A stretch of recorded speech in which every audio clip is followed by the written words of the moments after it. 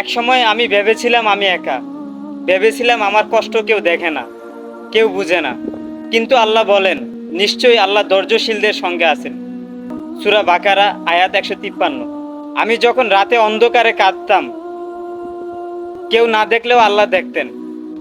তিনি জানেন চোখের চূড়াহানি ও অন্তরের গোপন কথা। সূরা গাফির আয়াত 19। আমি যখন দুশ্চিন্তায় পড়ে হতাশ হয়ে গিয়েছিলাম, আল্লাহ বলেন, আল্লাহর রহমত থেকে নিরাশ হয়েও না। সূরা ইউসুফ আয়াত 87। আমি যখন কষ্টে ছিলাম, ভেঙে পড়েছিলাম, আল্লাহ বলেন, নিশ্চয়ই কষ্টের সাথে রয়েছে স্বস্তি। সূরা ইনশিহিরা আয়াত 6। আমি যখন মানুষকে হারিয়েছিলাম, তখন মনে হলো সব শেষ। কিন্তু আল্লাহ বলেন, যে আল্লাহর উপর ভরসা করে তিনি তার জন্য যথেষ্ট। সূরা তালাক আয়াত 3। আজ আমি জানি আমি একা নই, কখনো ছিলাম না, আর কখনো হব না, কারণ আল্লাহ সব সময় আমার সঙ্গে আছেন।